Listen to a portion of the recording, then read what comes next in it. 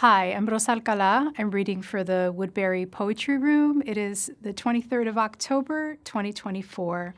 I'm going to read poems from my book, You. How It Started, How It's Going, an Introduction. I rose from sleep one night, my back a trouble tense, and rode in reverse from the idiopathic to what I believed were the glories, each scene an indulgence of a body I possessed. One was carried above other bodies, hovered over them, was weightless. Another threaded itself, a quarter of two couples in intricate maneuvers, switched dance partners easily, or stumbled with a stranger to his place. I watched over her, waited for the sun to come up, and while I was looking out the window, she left, became older, went to sleep next to her, our dying mother. Together we listened to the rattle become more foreign than any accent until it was pure accent, meaning inaudible. It took so little time to get from the walk-up to the hospital. I was trying to write a book about my mother, and the bodies were trying to get away from her, seeking pleasure. With my contested middle-aged body, I carried them away from pleasure to this place, to map where fear begins for girls, for women. What I mean to say is that this book is still about my mother, that in the absence of her, I mothered myself all over again with worry, which is how I mother. I spoke to myself, the only recourse when you're invisible. But then I heard someone walking behind me when I was a body that others followed. A woman was shoved into a car at the shadowy mouth of a parking garage, and the eyes that didn't know what they were witnessing at 5 are the eyes I look through now. The lessons are cumulative, the fear. I must have known that being my own witness was itself a risk. How can I see events unfolding when the body is completely symptomatic of other bodies, including its own? The problem with memory is that only words can recreate it for others, each word its own past and desire for a future, each word, each sentence, a fragment. And how do you untangle from the telling the speaker's motives? Isn't the second person a form of hiding? Why not just use the I? My daughter said, hugging me, I am a barnacle, and if you remove me, I will die. It's taken me 2 decades to devise a good retort for each of the slights. You'd be amazed at all the improvements in bathroom lighting, the ugly remark before the mirror diffused, then clarified, the lover's words fading with the steam to let the book appear. A book ordered in prose and point of view, to witness my body as a distant thing that gathers itself over time to become whole. I wrote sentences that don't break. I sought narrative logic to order the mess of memory. At times, I wanted to mistake myself for another and say, sorry, you aren't who I was looking for. Sorry to bother you. The choices were not choices. The billboards were instructive and censorious as I traveled to retrieve each self and found along the way a daughter. I didn't use a map, and yet there she was in a heightened territory with my mother and her mother before her, other mothers and other daughters. I am weary, but know now my fear is an accurate map, even if memory is less than reliable. And the lessons were never somewhere else, but in the hunch of the shoulders before the screen of something I'd written and erased 1,000,000 times before. The backspace would like me to tap out the soreness of the telling until the telling is gone and can move freely. When I get to the ocean, I promise I'll submit a bikini top that never did much for the soul. For now, I leave my daughter this book as manual, as heirloom, like my mother's wedding dress in the unreachable part of my closet, both glamorous and warning.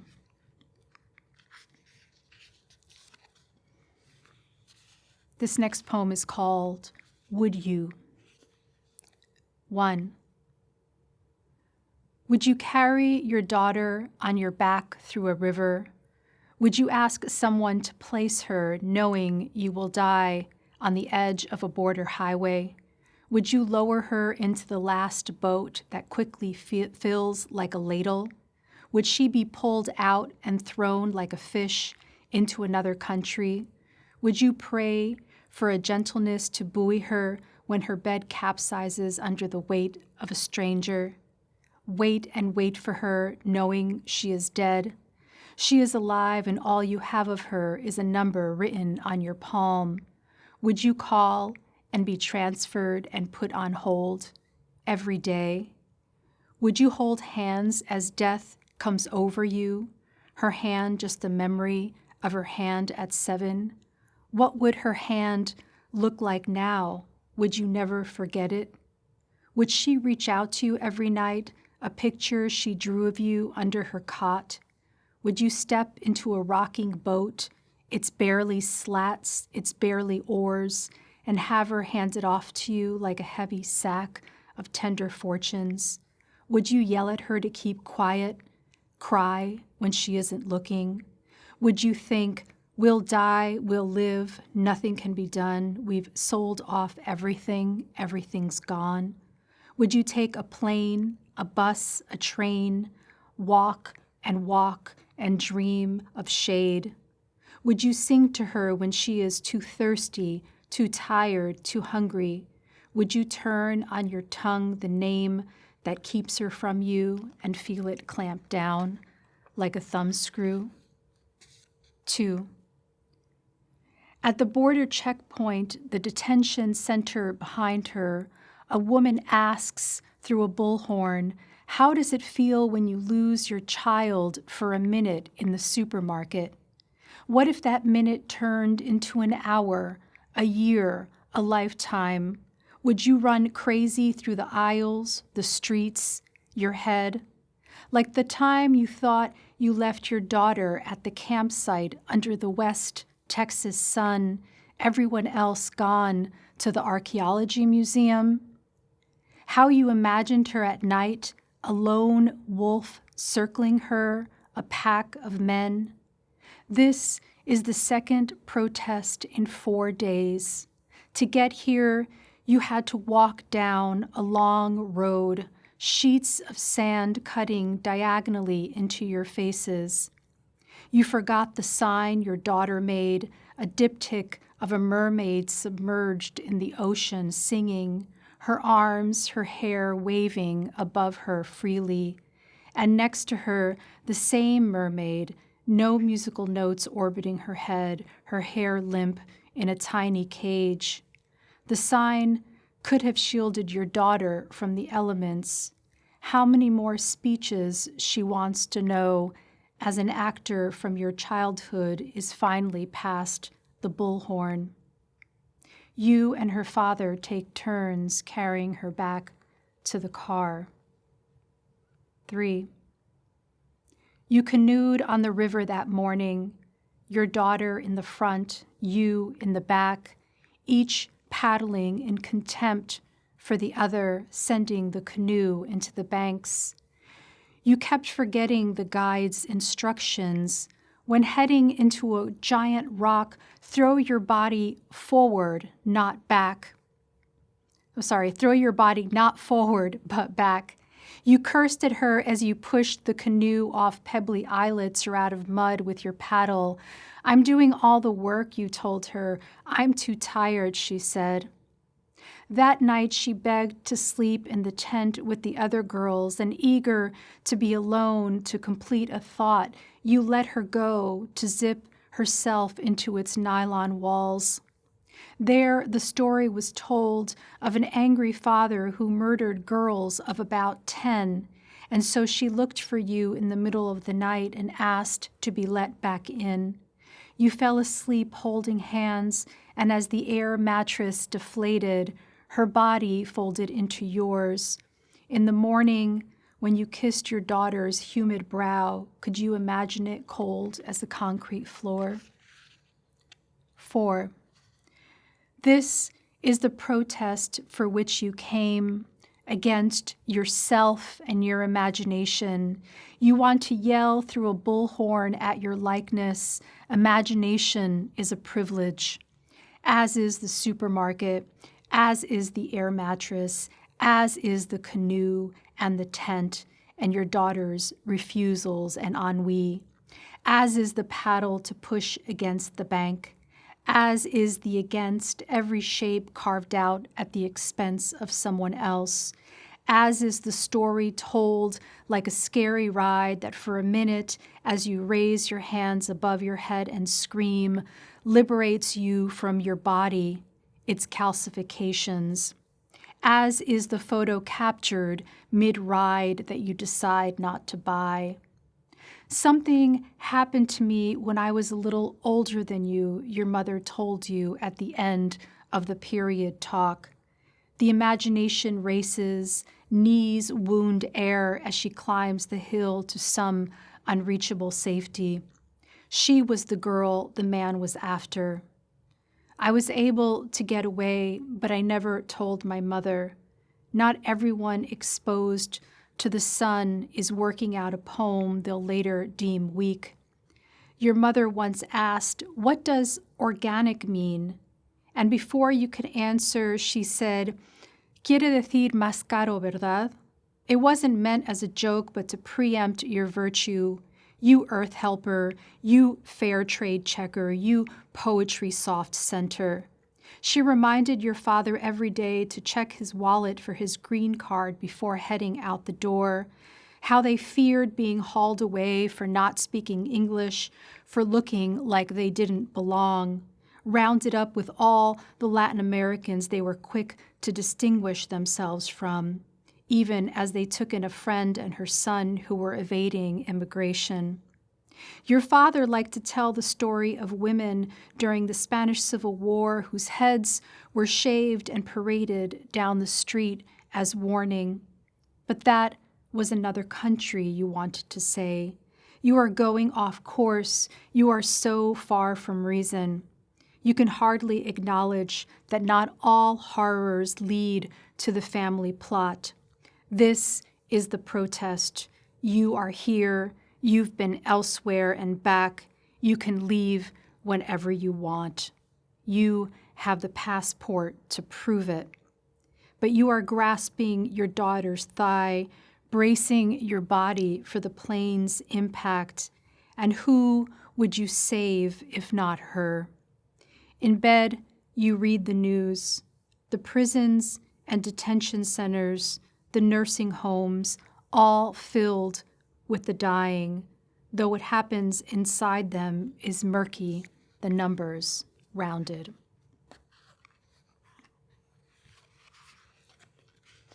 This is you, escape artist.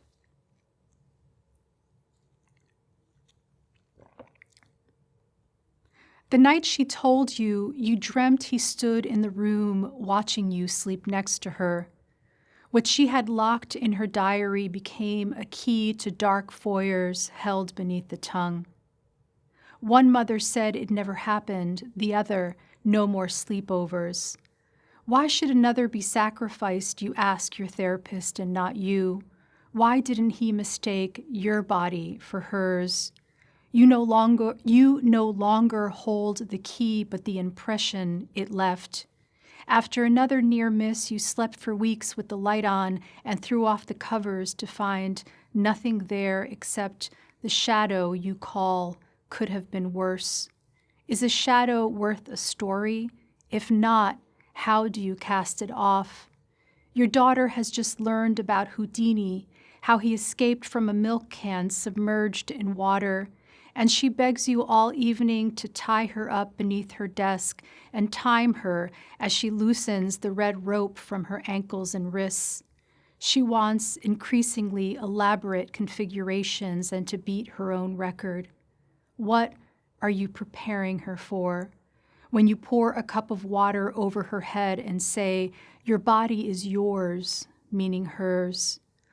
Houdini practiced for hours all his techniques, which weren't just tricks your daughter insists, but the ability to hold his breath for several minutes or tighten his stomach to take any blow. Yet nothing could have prepared him for the brute who slipped into his dressing room and without warning punched the air out of him. Houdini went on to perform that night and, ignoring the pain for days, die in bed of a burst appendix. Eventually, she gets bored of the game and wants a snack, and you try to tell her you'll always undo the knots if she gets trapped, and she says, "Okay, Mama, okay. Tell me the story of the girl who can't stop vomiting."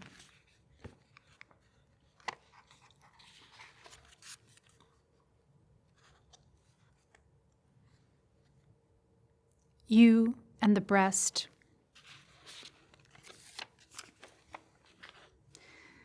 By now, you know the story. An English professor awoke one morning to find himself transformed, like Kafka's Gregor, into something unthinkable, something so unlike who he was. In his case, not a beetle, but a breast, young, perfectly round, its nipple erect. What if he had become, instead, a breast at ease in middle age, the nipple sure of its opinion, but not in constant need to give it?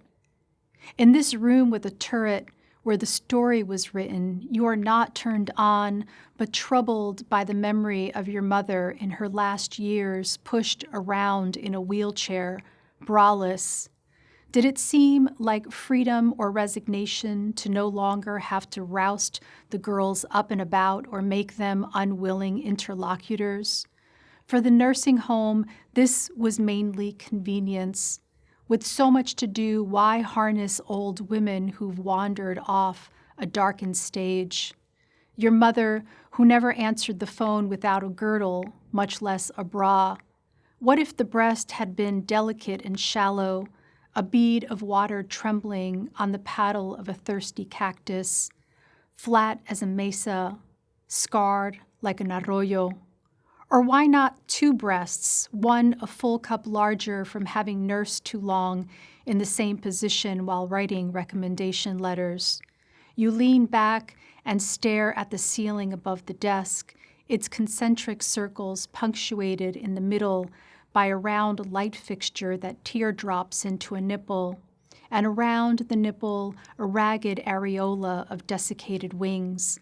One understands when entering a room that others have been there before.